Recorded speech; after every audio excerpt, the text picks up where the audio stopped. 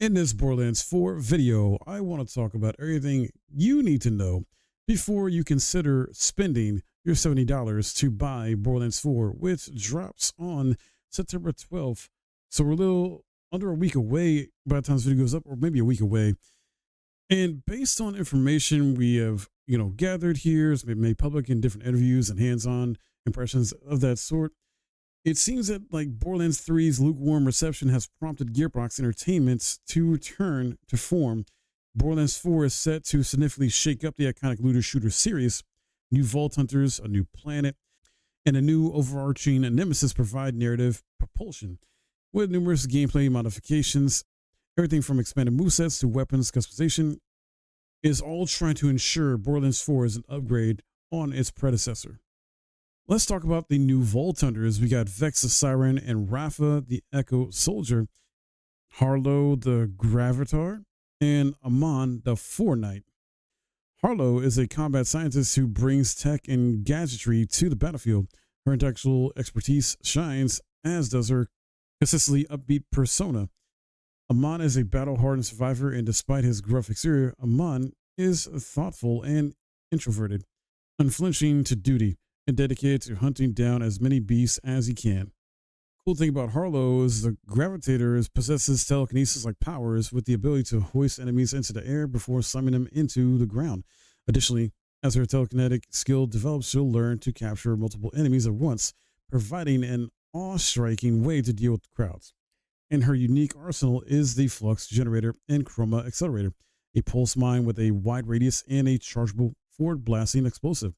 Both of these projectiles will afflict enemies with entanglement, causing damage dealt to spread from one enemy to all enemies caught in Harlow's entangled web. Amon's Forge skill adapts based on which of his three action skills, Onslaught, Scourge, or Crucible, is equipped. With Onslaught, his Forge Fist overloads, providing constant shield regeneration whilst unleashing Molten Slam, a devastating Molten Forge Hammer, dealing incendiary melee damage. Scourge arms Amon with a Forge Shield, which absorbs all frontal damage alongside an additional Firewall skill, which blocks enemy projectiles. Double Edge is Amon's Crucible action skill, a throwable Forge Axe, inflicting elemental melee damage. Then there is the new planet Kairos. Much has been made of Borderlands 4's new planetary playground Kairos, as it is perpetually the biggest universe Gearbox have ever created. Kairos' variation comes in the shape of 4 distinct biomes.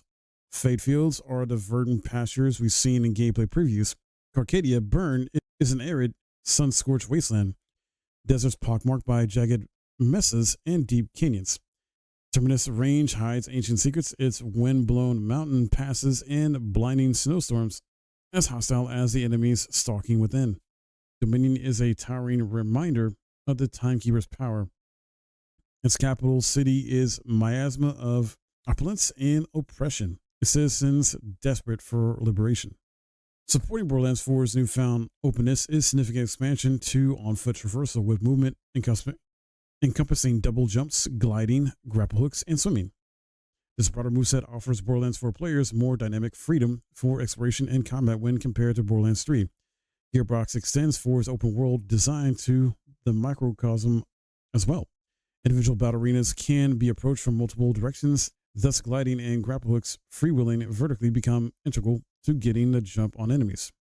When the insatiable desire to explore further afield presents itself, Borderlands 4 offers a new jet-boosted vehicle summoning feature. The Digi-Runner is both personal hover, taxi, and mobile turret armed with a front-loaded cannon, with an ability to be summoned from almost anywhere. The Digi-Runner also provides ample opportunity for customization via unlockable hover drives, which can tailor everything from the vehicle's visual aesthetics to handling and firepower. Borderlands 4 is set to feature the deepest, most diverse, and most expansive skill trees of any Borderlands titles so far. Each Vault Hunter has access to 3 skill trees, with wide trunks containing core skills and abilities, with a further 3 branches stemming into hunter-specific traits. The variety of action skills, augments, and capstones. Borderlands 4's most powerful skills, of which only one can be equipped at a time, is staggering, with the potential for synergies for both single and cooperative play at the forefront of Gearbox's mind. The Timekeeper. Borderlands 4's new overarching antagonist is the Timekeeper, a dictator who rules over Kairos. He uses his cybernetic implants to oppressively control the synthetic soldiers of the Order faction, as well as to watch over the unfortunate denizens of Dominion City. Despite the Timekeeper's mention in Borderlands 3 as a vault monster, details are largely under wraps. However, a circulating theory is that the Timekeeper possesses time manipulation powers, although obviously the clue's in the name. Throughout Kairos' open world, there's points of interest which can be claimed in the name of the Crimson Resistance, the rebellious force fighting against the Timekeeper's tyrannical reign. The points of interest include silos offering ziplining and mid-air vehicle summoning, reclaiming safe houses which yield fast travel locations, fortresses to take, and lost loot machines to collect, all tasks weakening the Timekeeper's grip. Numerous other new side activities present themselves in Borderlands 4. One such is Crawlers, which functions as puzzles whereby players must figure out how to deliver batteries into designated slots. Dynamic open world events, such as returning Rift champions with high value loot drops, and air raid ships provide random challenges and handsome rewards. Borderlands 4 has 3 new weapons manufacturers as well: Order, Ripper, and Daedalus. Order are the surgically accurate high-tech weaponry of the Timekeeper's army. Ripper guns need a moment to rotate momentum before unloading magazines at full auto. Daedalus are reliable, easy to use, and are quick to reload. Their arsenal covering the whole range from burst fire pistols to shotguns and SMGs, each able to use multiple ammo types.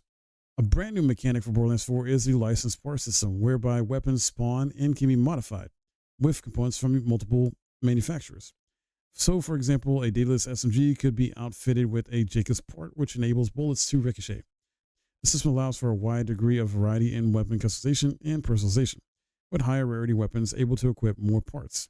Complementing the licensed part system are reworks Gearbox Entertainment have made to legendary weapons, and in particular the frequency which they drop. Their intention is for legendary weapons to feel more iconic, offering utmost power and pulling the trigger. Gearbox felt this dominant feeling was diluted by over-frequent legendary weapon drops in Borderlands 3, hence the rework.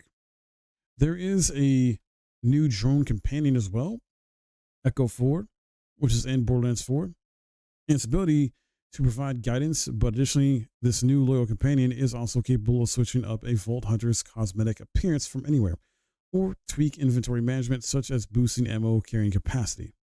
After completing Borderlands 3, Mayhem modifiers ramped up the challenge in hyper-specific ways for players thirsty for more. However, according to Borderlands 4's creative director, the changes lacked significant impact, so they're not set to return. Instead, Gearbox is focusing Borderlands 4's in-game on scaling builds through action skills and damage pipelines. The intention being for players to find challenges in forging viable builds and weapon customization. Borderlands 4 is aiming for an ambitious endgame with dedicated drops, level cap increases amongst a raft elements to evolve combat and challenge. And there you have it, guys. Stuff you should know before you buy the game. There is different versions, though. There is a $100 deluxe version and a $130 super deluxe edition. I honestly don't really recommend either one of those unless you're a super diehard fan. Probably the best one, though, in terms of what you get from those editions is the Bounty Pack Bundle, which offers 4 unique areas, basically new missions, unique bosses, and a Vault Hunter Pack, which allows you to play as 2 new playable Vault Hunters, which also includes like 2 new story packs, so new story side missions, stuff like that. But we don't know when it's coming out yet.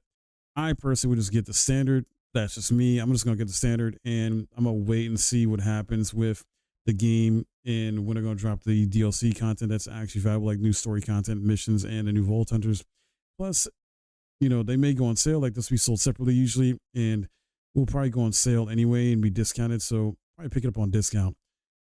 Speaking of discounts, if you are trying to save a bit of money, at least we're getting this on PC anyway, instead of paying $70, you can pay $60.69 on loaded.com, which is formerly CD Keys. They've rebranded, and it looks like this is the North America Steam key, though, for the standard version. So let's say about like $9-10 there if you want. There's also the Super Deluxe Edition if you want to save money there as well, too. Save you about, maybe it looks like, what, $20, $19, something like that. That's available on loaded.com right now. If you use my link in the description below, I get a little bit of kickback, so it helps me out if you want to go that route. But there you have it. What do you guys think about this? Is this a day one buy for you? Or are you going to wait for a sale, or just not interested? You're just Borderlands out. You know, you don't really expect much from this. Let me know your thoughts, comments below. Sound off. If you enjoyed this video and found it helpful, I would appreciate a thumbs up. Subscribe if you're new, and I'll see you guys in the next video.